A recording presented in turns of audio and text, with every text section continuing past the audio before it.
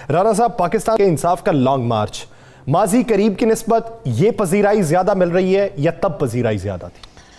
बिस्मिल्लाहिर्रहमानिर्रहीम, अस्सलातु वस्सलामु अलैका या सय्यदी या रसूल अल्लाह, अस्सलातु वस्सलामु अलैका या सय्यदी या हबीबल्लाह। या सर, जिस वक़्त कप्तान पर वज़ीराबाद में हमला होता है और उस हमले के बाद ये तासर जाता है कि लॉन्ग मार्च ख़त्म हो गया, तहरीक इंसाफ की मकबूलियत तो ख़त्म नहीं हुई, लेकिन कप्तान के बग़ैर तहरीक इंसाफ शायद लॉन्ग मार्च ना कर सके। लेकिन एक बात को मानना पड़ेगा, कप्तान की हिकमत अमली, कप्तान ने बेहतरीन मीटिंगें की, कप्तान के पास 3 टीमें हैं। या सर, मैं आज आपको खबर ब्रेक करता हूँ, कप्तान के पास 3 टीमें हैं जो कप्तान को एक एक चीज़ की लहदा इतला देती हैं, और कप्तान ने ऐसे मुनज़्ज़म तरीके से किया। कल जिस वक्त वज़ीराबाद से लॉन्ग मार्च चला है तो आपकी सोच नहीं कितनी दुनिया थी, आपकी सोच से ज़्यादा दुनिया थी। यानी जिस दिन कप्तान वहाँ थे उससे भी ज़्यादा दुनिया थी कि दुनिया कप्तान की बात पे लब्बैक कह रही है, दुनिया इस बात पे कह रही है कि कप्तान का बयानिया ठीक है, कप्तान ने कहा लॉन्ग मार्च करो, लॉन्ग मार्च करें। आज गुजरात में आपने देखा, आज तो गुजरात में ऐसे लग रहा था, टोबा टेक्सिंग में ऐसे लग रहा था कि जैसे ज़मीन से लोग निकल आए हैं, जैसे हर तरफ लोग ही लोग हैं। इस तरह लग रहा था कि जैसे वाकई आज हमें पता चला कि तंजीम बन चुकी है, पीटीआई तंजीम बन चुकी है, पीटीआई के हर जगह पे लोग मौजूद हैं। लोग इमरान खान के ऊपर होने वाले कातलाना हमले के बाद गुस्से में हैं, लोग एहतजाजन निकल रहे हैं, लोग मोहब्बत में निकल रहे हैं, लोग हुकूमत की नफरत में निकल रहे हैं। यासर, ये सूरत हाल है। तो मैं आपको एक बात बताऊँ यासर, आज तो मैंने कप्तान के बाद देखिए, जब कप्तान जब लॉन्ग मार्च को वहाँ पे वेलकम करेगा ना, अगर ये नौबत आई, अगर इस नौबत से पहले काम हो गया तो एक अलग बात है। अगर ये नौबत आई और कप्तान ने इस्लामाबाद पिंडी में जिस वक्त वेलकम करना है, तो फिर ज़रा कप्तान के इर्द गिर्द रश देखिएगा और फिर वो क्राउड देख के बताइएगा, क्या आप भी प्राइम टाइम में भी प्रोग्राम करते हैं, आप वैसे बड़ा जलसे जुलूसों को कवर करते हैं, क्या हिस्ट्री में कभी इतनी ज़्यादा लोगों में जोशो जज्बा और इतने लोग हुए हैं? राना साहब, इस पे बात करते हैं, लेकिन कप्तान ने जो गुफ्तगू की है जलसे में, वो गुफ्तगू का मतन क्या है, इशारे वो क्या दे रहे हैं, उससे तहरीक के सद तक मजबूत होगी। उस गुफ्तगू को कुछ हिस्सा मुलाहिजा करते हैं, फिर गुफ्तगू को आगे बढ़ाएंगे। जो माफियाज हैं, ये खौफ फैला के, खौफ के बुत के सामने झुका के ये लोगों के ऊपर हुकूमत करते हैं। और जो मेरी हकीकी आज़ादी की तहरीक है, वो ये खौफ तोड़ना है कौम का। ये सोचा इन्होंने ये था कि जो गोलियां लगी हैं, मैं बच गया हूं तो अब मैं डर जाऊंगा कि मैं शायद पीछे हट जाऊं। अगलों ने तो पूरी कोशिश कर ली थी मुझे मारने की, और अल्लाह ने, मैं ये समझता हूं, मेरा ये ईमान है कि बचाया इसलिए है, मेरी एक मिशन है इस मुल्क में कानून की हुक्मरानी कायम करने के लिए। गुफ्तगू आपने मुलाहिजा की। राना साहब, बेशतर अफराद जो हैं वो ये राय रखते हैं कि खान साहब अपने ऊपर हमले को अब अपने सियासी मकासद के लिए इस्तेमाल कर रहे हैं और इसी को वो एक नैरेटिव बना रहे हैं। माजी करीब में उनका नैरेटिव और था, अब हमले वाला नैरेटिव शामिल हो चुका है और उससे वो मकबूलियत हासिल कर रहे हैं। क्या कप्तान पे हमला हुआ या नहीं हुआ? क्या कप्तान पर सीधी गोलियां चलाई गई कि नहीं? क्या फ्रांसिक रिपोर्ट में यह नहीं आया कि गोलियां दो मुख्तलिफ गोलियां हैं, होल्स जो मिले हैं? तो फिर मुझे बताए कप्तान कौन सा कोई ऐसा झूठ बोल रहा है कि नहीं हो? कप्तान को क्या मारने की कोशिश नहीं की गई? क्या कप्तान को जान से मारने की कोशिश नहीं की गई? एक मुजरम ने एक वाले जुर्म कर लिया, एक गिरोह उसको ढूंढा जा रहा है, तो इसमें सियासत कौन सी है भाई? मुझे एक बात बताएं, एहसन इकबाल साहब खुद कहते हैं कि मैं गोली लगने के बाद 10 दिन तक मुझे होश नहीं था, मैं किस तरह बात करूं, इतना खौफ था। अगर आपके पाकिस्तान में एक ऐसा शख्स मौजूद है कि जो डट गया है, गोली लगने के बावजूद कहता है कि यार नहीं, कोई तोड़ फोड़ ना करना, जो आज भी अपने मिशन पे खड़ा है, तो उसके बाद क्या कौन सी चीज़ रह जाती है? क्या सियासत है? उसने क्या कहा है कि मुझे गोली मारी गई है, मुझे गोली नहीं मारी गई? उसने ये कहा मुझे गोली मारी गई, मुझे वज़ीर-ए-आज़म बना दो। ये बात तो वो कह ही नहीं रहा। पता नहीं, मुझे समझ नहीं आती कि लोग क्यों ऐसे तासर दे। भाई वो सीधी सी बात कर रहा है कि मुल्क में इंसाफ की हुक्मरानी होनी चाहिए, मुल्क में इंसाफ होना चाहिए, आप फ्री एंड फेयर इलेक्शन करा दें, बस खत्म हुई बात। अगर अवाम इनके साथ है खान जीत जाएगा, अगर खान के साथ अवाम नहीं है, उसका यह बयानिया गलत है, वो हर इलेक्शन हार जाएगा। अच्छा, इसके ऊपर जो बहुत से विफाकी हुकूमत में शामिल अफराद हैं वो ये राय रखते हैं, कल राजा रियाज साहब ने हमारे ही यार किसी का चैनल पे बात क्या कर रहे हैं, मुझे समझ नहीं आती, अब क्या बात करें। अच्छा चले, अपोजिशन लीडर हुकूमत के बात सुन ले नाम ले राना सनाउल्लाह का, नाम ले एहसन इकबाल का, ख्वाजा आसफ का, और राजा रियाज का नाम ले। उन्होंने सच्चाई बयान की, उसमें क्या सच्चाई? उनसे ये सवाल किया गया कि आप क्या समझते हैं कि मौजूदा सूरत हाल के अंदर अगर टिकट्स देने का फैसला हो जाए, इलेक्शन अनाउंस और टिकट्स देने का फैसला हो, तो सबसे ज्यादा उम्मीदवार किसके खुल के सामने आएंगे? तो राजा रियाज के बकौल पाकिस्तान तहरीक इंसाफ के ज्यादा लोगों के, क्योंकि ज्यादातर लोग पाकिस्तान तहरीक इंसाफ का टिकट चाहते हैं। उनके मुताबिक अगले 6 महीने बाद सूरत हाल कुछ मुख्तलिफ हो सकती है, ये लोग कम हो सकते हैं। दूसरी बात, वो एक बड़ी टेक्निकल है, उनका यह कहना है कि वो उम्मीदवार जिसको टिकट दे दिया गया और जिसको ना दिया गया, उन दोनों में तफरीक भी पैदा हो जाएगी। 13 अफराद टिकट लेने वाले हैं, एक को अगर आप टिकट देंगे तो 12 अफराद क्या हैं, उनमें से टूटेंगे कितने? इसी की उम्मीद पाकिस्तान मुस्लिम लीग नून और पाकिस्तान पीपल्स पार्टी लगा के बैठी हुई। इसी उम्मीद पे वो जिंदा हैं और इसी उम्मीद पे मर जाएंगे। टिकट होगा इमरान खान का, जिसके पास इमरान खान का टिकट होगा इलेक्शन वही जीतेगा। तहरीक इंसाफ के कारकुन उसी को वोट देंगे। आप मुझे बताएं कि इमरान खान जिन हलकों में इलेक्शन लड़ा है, या कराची में उन्होंने जिसको टिकट दी थी वो इलेक्शन जीता? पीटीआई के कई जगह पर कई उम्मीदवार आज़ाद हैसियत से खड़े हुए हार के। और भाई ये नहीं होता यासर साहब, मुल्तान वाला छोड़ दें यार, उसको भी छोड़ दें कि राजा रियाज पता नहीं कौन सी दुनिया में रहता है। ये खुशाब में पीटीआई का एक बड़ा अहम रहनुमा मुकाबले में खड़ा था अपने उम्मीदवार के, वो तीसरे नंबर पे नहीं आया। दूसरे तो बड़ी दूर की बात है, तीसरे नंबर पे नहीं आया। इसी के बाद आप आ जाए, मुख्तलिफ जगह पे 8 जगह पे खड़े थे पीटीआई के बागी, 8 जगह पे वो किसी पोजीशन में नहीं आए। क्या बात कर रहे हैं आप? ये कोई मैं 6 साल पहले की बात नहीं कर रहा, भाई 3 माह नहीं गुजरे। राजा रियाज साहब को छोड़ें, राजा रियाज साहब अच्छे आदमी हैं, बड़े नेक आदमी हैं, उन्हें अब अल्लाह अल्लाह करनी चाहिए। ऐसे अपोजिशन लीडर हैं, कमाल के आदमी हैं कि क्या मैं कहूँ उन्हें ये नहीं पता। 2-4 कलमात और कह लें। छोड़ दे यार, क्या कहना यादव साहब, इतनी सीरियस बात हो रही थी, आपने बीच में राजा रियाज को ले। अपोजिशन लीडर है भाई, कौन सी अपोजिशन लीडर है? बता रहा अपोजिशन लीडर बात भाई, अपोजिशन लीडर चले, अपोजिशन लीडर है। अपोजिशन लीडर इस तरह तालियां जाता है कि वो अपोजिशन लीडर तनकीद करता है। मुझे उनकी आज तक एक बात तनकीदी बता दें, एक नुक्ता ऐसा बता दें जिस पर उन्होंने एहतजाज किया है। हाँ। कोई एक बता दे मुझे। पीटीआई के खिलाफ किया ना? ओ भाई, अल्लाह अकबर, सदके जाऊं, आपका कसूर नहीं है, आपके शहर का है, आपके हल्के का है, आपने कहना ही कहना है। क्या सर, आपको एक बता दो, एक तो बड़ा सरप्राइज इस प्रोग्राम के दौरान, इस प्रोग्राम के चंद घंटों बाद आपको सामने आ जाएगा।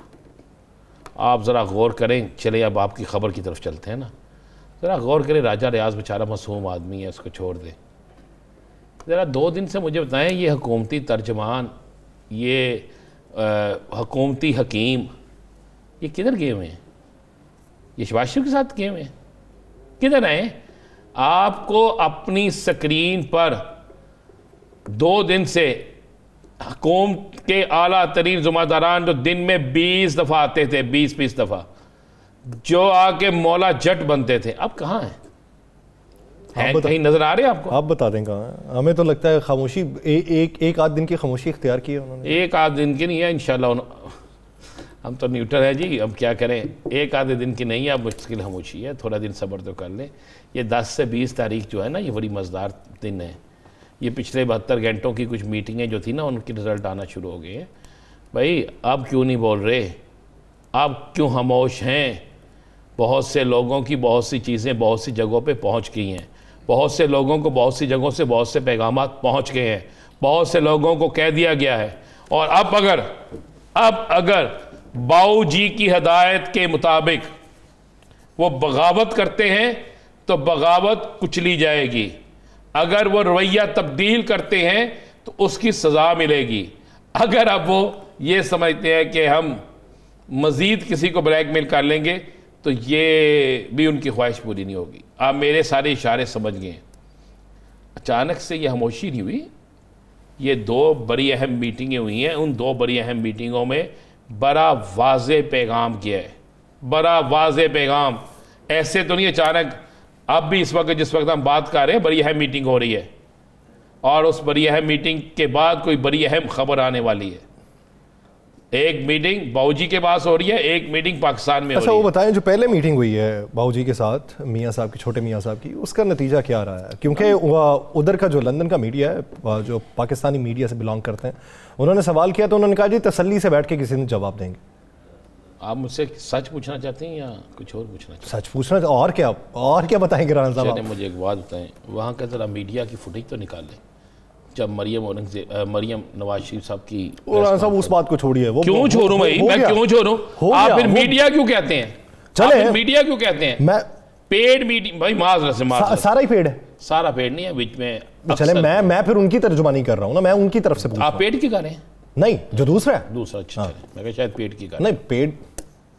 अच्छा मैं कहा शायद ज्यादा अक्सरियत उनकी है ना। हाँ अक्सरियत है, और वो है, वो दिखाई भी देती है। सहाफ़ी का काम माइक लगाना नहीं होता, सहाफ़ी का काम तारीफ़ों के पुल बांधना नहीं होता। बात यह है भैया, वहाँ पे जो मीटिंग हुई है उस मीटिंग में एक तो पंजाब असम्बली के एक रुकन की बड़ी बेइज्जती हुई है। किस वजह से? वो किसी की तरफदारी कर रहा था और कह रहा था जनाब आप उसकी बात मान लें, तो वो बात नहीं मानेगी, बल्कि उसे कहा गया कि तुम फ़ायदा उठा रहे हो, तुम उससे नजायज़ फ़ायदा दे रहे हो। तो जिस पर उसने गुस्से में कहा कि जनाब उसने भी तो आपको इतने फ़ायदे दिए और मैं उसमें अब बड़ा अहम रोल अदा करता रहा हूँ, जिस पर बड़े साहब बड़े गुस्से में आ गए। चलें तस्करा करते हैं, वो भी चौधरी साहब की तरफ इशारा है, ये इमरान खान साहब की तरफ इशारा? ना इमरान खान ना चौधरी, वो वहाँ पे था यार, लंदन में बैठा था, उस मीटिंग में बैठा था। नहीं, वो तरफदारी किसकी कर रहे थे? वो तरफदारी जिसकी कर रहे थे आप और मैं, उसका नाम नहीं ले सकते, चलते जाएं, कुछ दिन बाद नाम। अच्छा चलें, कुछ दिन बाद नाम ले लेंगे, क्या हो गया, कुछ दिन तो आपने वैसे नाम काफ़ी दबा के रख लिए हैं पटारे में। नहीं मैंने दबा के नहीं रखा हुआ, मैं कह रहा हूँ आपको भी समझ है, मुझे भी समझ है, आपको भी समझ है, मुझे भी समझ है। आप टूर में कौन कौन से लोग गए हुए थे साथ, आप समझ लेना कौन किसको क्या कह रहा था। उसके बाद बाऊजी ने भाई जी 3 नाम लिख के दिए, बाऊजी ने 3 नाम लिख के दिए और ये थपकी मार के कहा इन 3 नामों के अलावा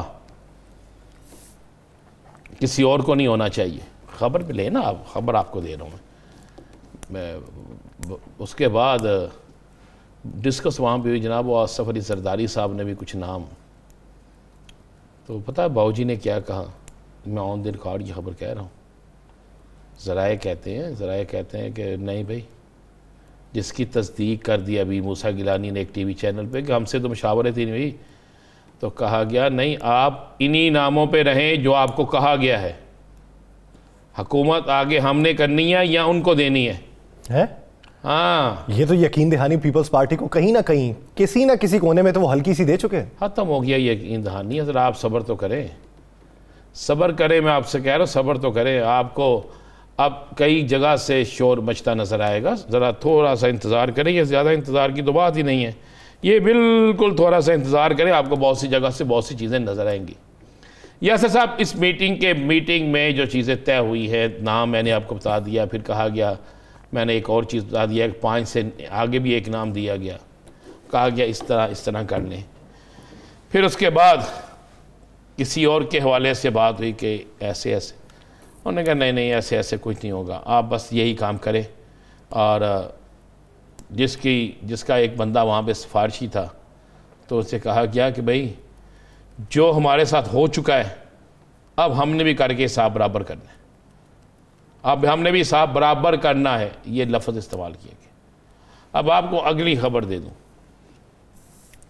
ये वापसी लेट क्यों हो रही है?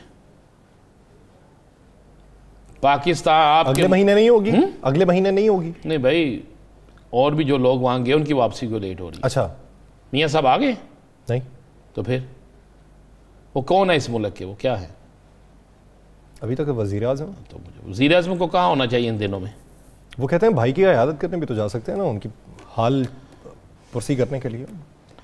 भैया मैं आपको कल मैंने शैला रजा साहिबा से पूछा था, मैंने कहा आईन पाकिस्तान के मुताबिक आप ये बात करते हैं कि इस्तिस्वाब राय वज़ीर आज़म का तयनाती का, तो आप चेयरमैन PTI से बात नहीं करेंगे, बहुत अच्छी बात, लेकिन फिर बाय बुक आप मियाँ नवाज शरीफ से किस तरीके से बात कर सकते हैं? तो उनका ये कहना था वो तो हाल चाल पूछने गए, उनका इस बारे में बात नहीं होनी।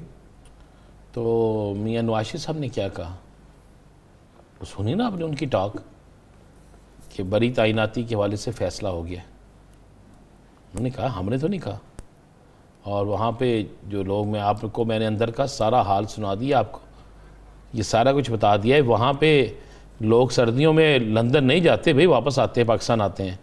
ये बात है, वहाँ पे कायद आज़म की टोपी पहनी हुई है, सर्दी लग रही, सर्दी थी ना, चले बचना चाहिए, ब्रेक ले लेते हैं। नहीं मैं ब्रेक तो आप ब्रेक तरफ भाग जाती है बार बार। मैं आपको एक और बात बता दूँ सर जी, आवाज़ें आना शुरू हो गई हैं।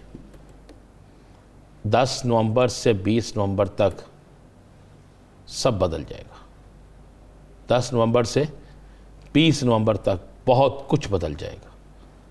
और जो ये कप्तान बार बार कह रहे हैं ना कि इंतज़ार करें, मैंने अपनी टाइमिंग से वहाँ जाना है। 2 दिन तो हो गए, अभी 8 दिन बाकी हैं। 2 दिन कहाँ हो गए, अभी 1 दिन हुआ। आज कितनी तारीख है? 11 होगी ना? 11 हो गई ना, 9 दिन बाकी हैं। 9 दिन में हो सकता है आज रात को आपको कोई खबर मिल जाए, कल मिल जाए, अगले 3 दिन में मिल जाए, देखें तो सही। तब्दील हो रहा है सारा कुछ, रुखसती का वक्त हो गया, डोली आ गई है। अब इक़्तिदार के मज़े लूटने वालों को उस डोली में बिठाकर बस वो होती है ना, बाबुल की दुआएं लेती जा तुझको कोई अगले 5 साल ना मिले। ठीक है, अब ऐसा ही होगा, अब चलते जाए।